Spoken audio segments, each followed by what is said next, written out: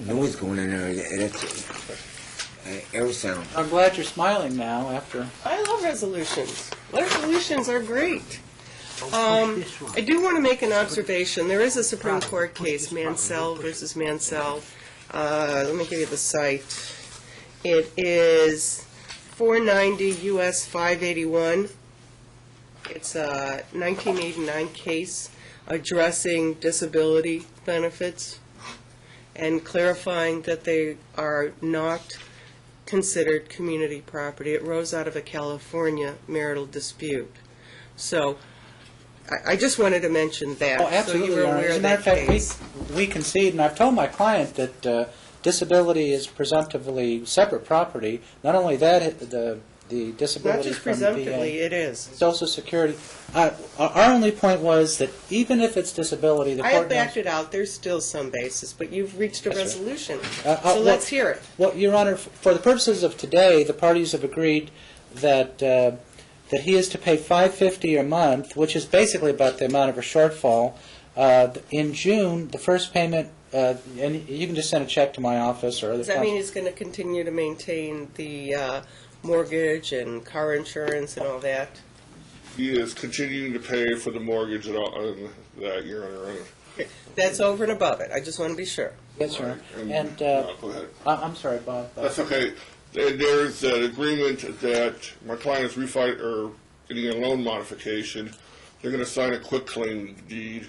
We're going to do a stip, which I'm submitting next week, regarding if there's any equity in the house now. We'll deal with that later. I don't think there is any, but just to cover our bases, we're going to have it. I mean, just because our housing has dropped to its lowest level since 99 or something? Yes. Isn't that depressing? But we're just covering all bases, so the house has been resolved. And Your Honor, I just Who's wanted going to have exclusive possession? But if I could just do this in order, Your Honor, because I'm not as intelligent as Bob, and I get lost easily. So anyway, in June, the first it'll be $550 a month. The first payment will be $250 on 6/6. The other $300, he says that he needs until right before the end of the month. All subsequent payments will be on the first day of the month, so the July 1st payment will be on July 1st, August 1st, August 1st.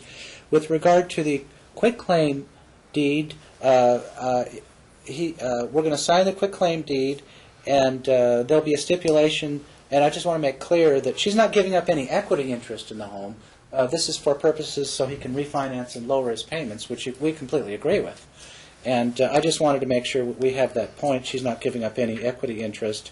And it is also not to be used for him to borrow against the house, thereby taking any equity. And Bob knows that and agrees. And he continued to pay the mortgage payment. And I think that's all we've resolved. And we're both going to get together. All right, so when's your client moving out? Oh, she's moved out, Your Honor. Okay. She's moved. And so, of course, he would have exclusive possession of the premises, and we would just ask him to safeguard any property there, and he's already agreed to that. And vice versa. Yeah, that's correct. Exclusive You have a possession, JPI, don't both you? safeguard, guard personal And the garage property. door opener. And we're going to negotiate on the rest of it, Your Honor, and then we'll see. And so, would it be helpful to have a trial date now? Or Well, I was wondering, Your Honor, if possibly we could have a My question is, settlement judge. absolutely. Does that cost money? Not if you use one of my colleagues or a senior. I just don't use- know about senior I availability. just settle two cases that way. I just thought it'd be with property. We could Well, do you some can't do discovery it, and then I can't do my own possibly settlement conference. There are many bells that can't be unrung. So I would just perhaps we could do that. All right, why don't you call Sharon, my JEA, get the names of my colleagues that are doing this, Okay. and then you agree on one and contact that judge's department to schedule it. That's how we do it. It's somewhat informal. Okay. What about a senior judge like Judge Marin? That's fine with us. It's fine with me. I just don't know because right now. I mean, who do we contact? I do think we got.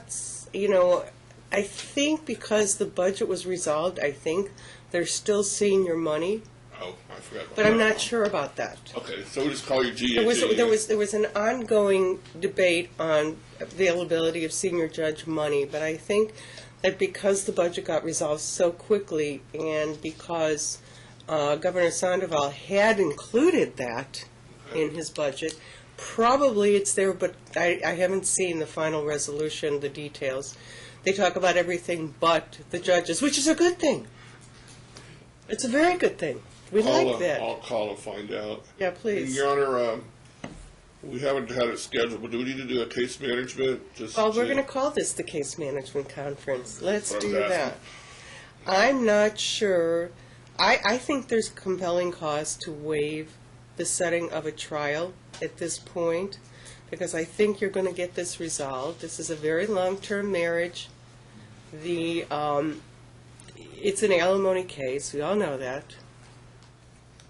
And there's It's a some property permanent issues. alimony case. We all know that. The only issue is the amount.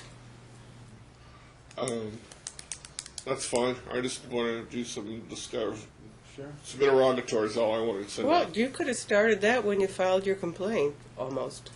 You know, that's the joys of 16.2. I'm only waiving 16.2 pursuant to 16.2G because I believe that the setting of a trial could actually have the opposite effect.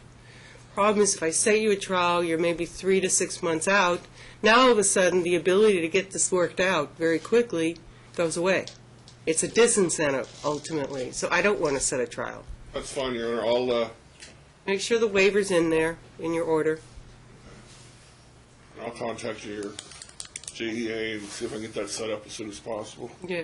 Yes, And understand, a lot of the factors are, you know, I'm guessing, for example, I could be wrong, Mr. Root, does your client work for Walmart full-time? Probably not.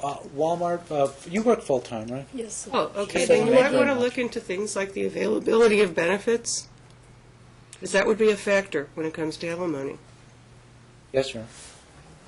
Awesome. Will do, and did you want to, I'll prepare. This is crunching numbers. That's why it seems, and with regard to property, there's just not a lot. Well, actually, there's a lot of Japanese property, real classy stuff. I understand from, about that, but you're going to put that together. Yeah, and Bob knows I have an And open file policy, I everything I have. think you need to agree on a list of what there is, and what there was, to make sure we can track everything. And that's an A-B list. That's why I said, it's an A-B list. It's not a triable issue unless there's waste. I agree, Your Honor. Yes, sir. You prepare? Or you want I'll me to? prepare. Okay, that's fine. And I'll call the JEA and get that going. Will All do. right, let's set a status check for 60 days out so I can see whether or not you've been able to resolve it. If you get it resolved through a settlement conference, feel free to vacate and give me a decree. Okay. That would be July 28th at 11 a.m.